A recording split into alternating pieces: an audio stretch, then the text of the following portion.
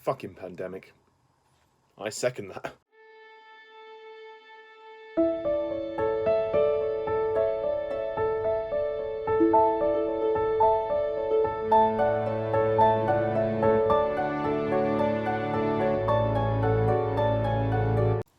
Hello, my YouTubers and subscribers, and welcome to my latest movie review. Now, today is a little bit unconventional because today I'm actually reviewing a film that was made by a friend of mine. Yes, my good friend and subscriber, Payne, he's actually on YouTube. And the film I'm reviewing today has been posted on YouTube.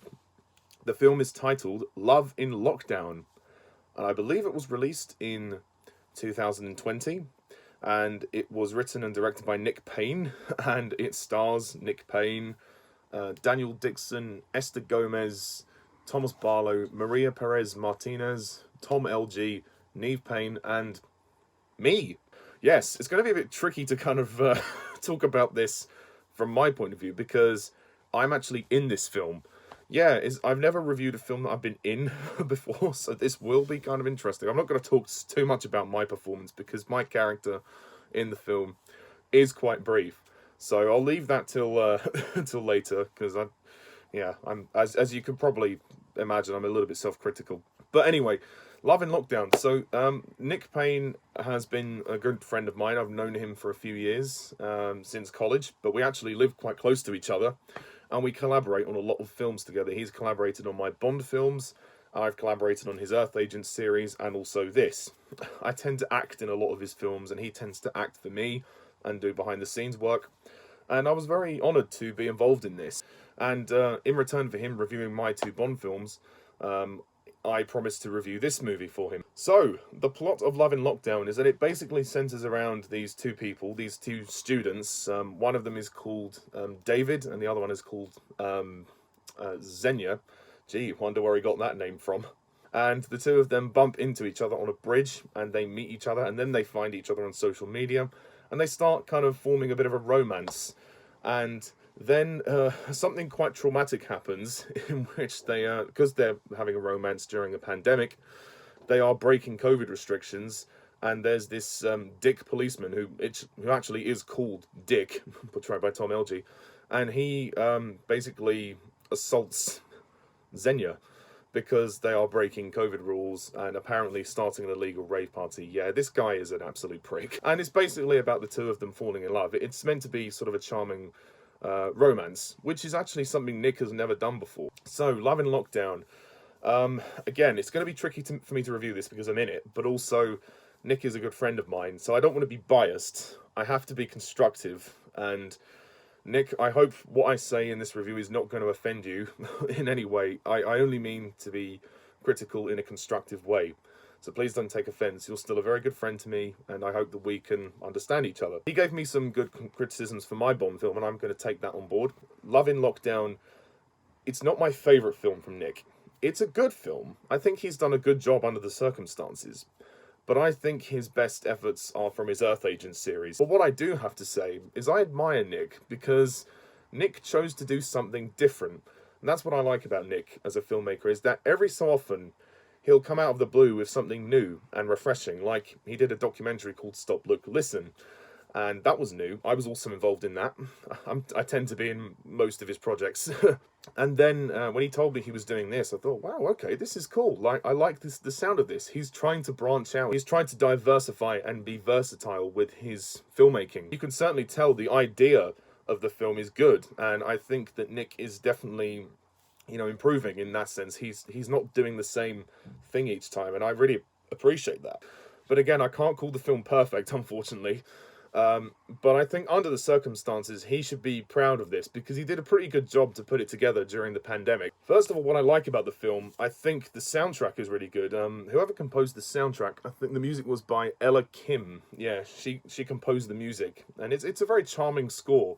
And that's what I think works about Love in Lockdown. It's charming. Even though the two leads, it kind of starts off a little bit awkward. I'm not quite sure if they have the right chemistry, but by the end of the film, I believe that they were kind of getting more into each other. It's a cute, charming film, and I think Nick did a good job, especially as he had to direct his actors having a kiss scene, which I don't think he's ever done before, so he's definitely trying to break new ground with his filmmaking. I mean, and you know, we're all amateurs at the moment, so we're all still learning. And Nick is again, he's trying to progress, he's trying to learn, and this was made for his university.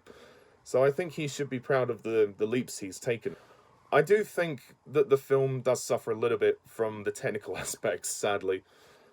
Whilst I really admire the location of Cambridge, I mean, Cambridge is just beautiful, and you know, what a location to shoot the movie, as well as shooting in the town where I live, which is Bishop Stortford. But the sound issues are a bit of a problem, and I know this is an issue with most student films, so it's not really Nick's fault. It's the circumstances of where he was recording, when he was recording. I do think perhaps maybe if he did record some ADR, additional dialogue recording, that may have helped, and maybe recording some ambient sound, it would have just made the sound feel a little bit clearer. There are times, especially in the first scene when the two characters meet, it is kind of hard to hear what they're saying, even though I'm adjusting the volume quite a bit.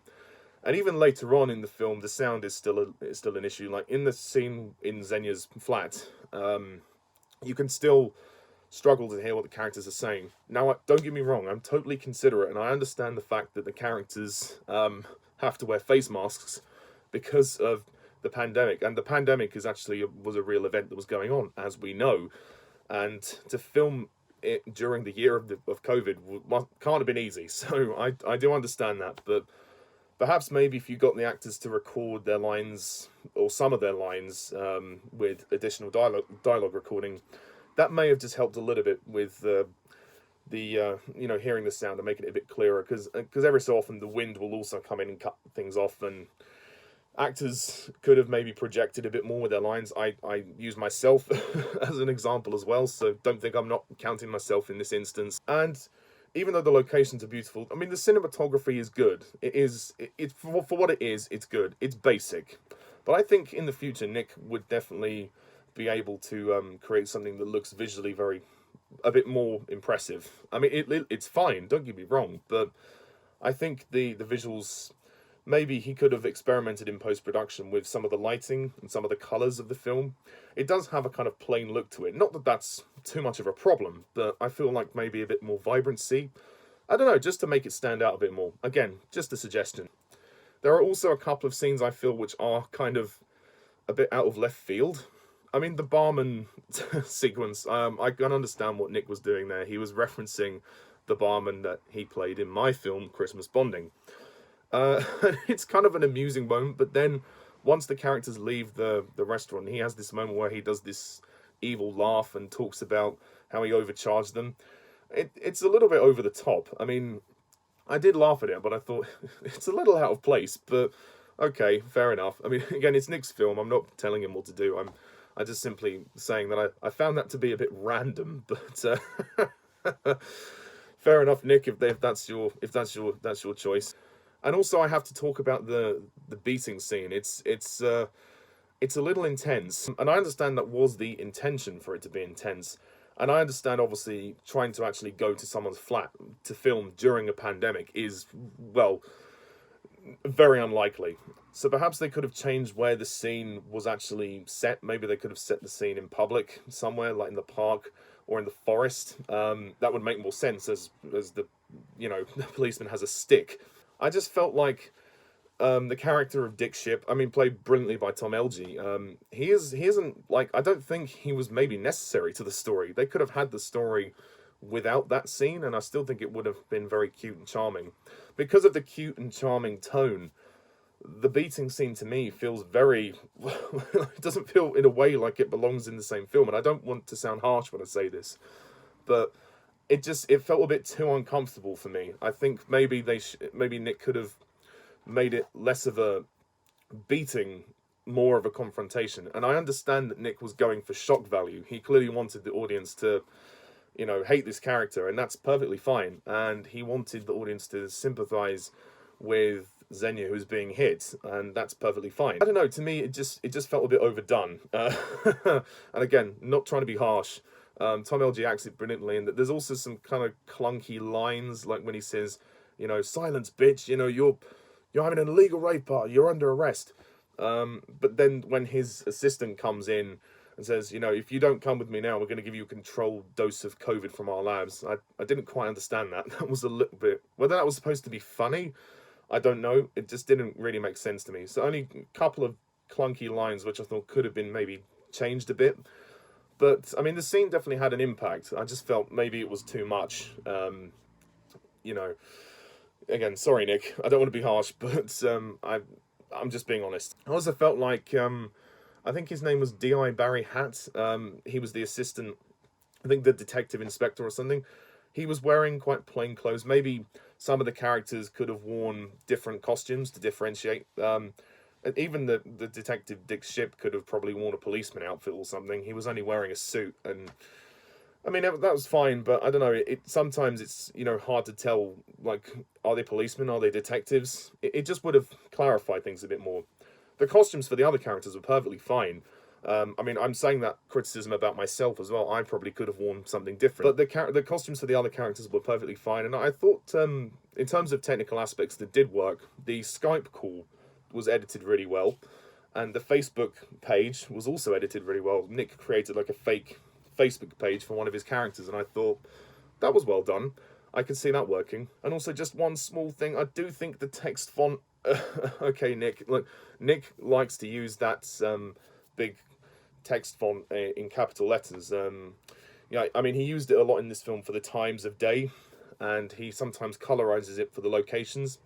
I do think maybe it's time to consider a more professional font. Again, it's up to Nick, his choice, but if it were me, I would choose a font that looks slightly more professional. It does look quite plain, and sometimes it kind of makes the film look a little bit cheaper than it is, unfortunately. That's just how I feel. It's only a minor gripe. It's a petty nitpick. It doesn't detract from my enjoyment of the film. I just personally feel it would have made the end product look slightly better.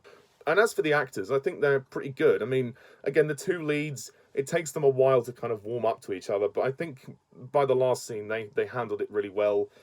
And the kiss was really sweet and very tender. Again, if the sound issues weren't so prominent, we probably would have felt the romantic connection a bit more. And perhaps maybe keeping the film a bit more self-contained, maybe having a few less characters, making it just about them too, would have made it a bit stronger, I think. But that being said, it is such a cute film. It is very charming and it's very sweet. It's hard not to smile when you watch it. I must admit, it's one of Nick's films that really is different, and that's what I have to really commend about this. And this is probably the largest cast he's ever assembled from one of his films, at least to my knowledge anyway. He'll probably correct me if I'm wrong. But generally speaking, everybody does a great job in the cast. We have Daniel Dixton and Esther Gomez. They are very good. Thomas Barlow's good. Maria Perez Martinez. Tom Elgie is definitely one of the strongest members of the cast, and his role is, well, intentionally you're meant to hate the character. He does quite a good job at playing an arsehole. Must have been uncomfortable to film some of those scenes, but he pulled it off very well. Niamh Payne, actually, and Nick's sister is in the movie. She plays in Superintendent Mina Savor, who's in one scene, and she does a good job. Like I said, I don't know if you need all of these characters, but the fact that Nick was able to get all these people to collab for the film is amazing, especially during the pandemic. And I remember going onto a Zoom call for a read-through of the script, and I was like, wow, he's got a lot of people involved, especially under such difficult circumstances. So believe me, Nick, I understand the struggle you had making this film, and the end product is something to be proud of. You should be good. I don't want to make it sound like I'm hating this film. I am being critical of it, but I do think what you have achieved is good. So really, I have to give Nick a round of applause. I think he did a very good job, and I hope he takes this rating in good stead. I'm going to rate Love in Lockdown. I'm going to give it a 7 out of 10.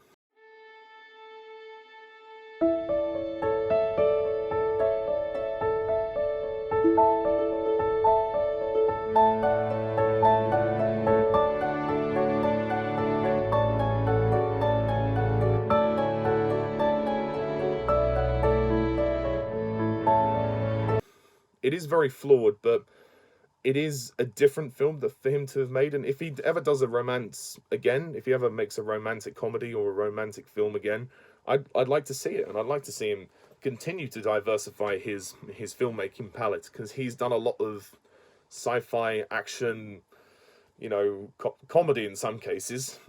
So this is something really different, and obviously the Stop, Look, Listen, which was a documentary. So yeah, Nick, I hope that that was okay for you. A 7 out of 10. Some really good things about this film, but other things to work on, but that's fine. We all have to learn and grow. And please subscribe to Nicholas Payne. And if you want to watch the movie, I will leave the link to the film in the description box. Again, please don't be too harsh, because Nick was making this film under the conditions of the pandemic. So, you know, the end product may not look as flash as it could have been, and getting all those people together wearing face masks, you know, can't have been easy.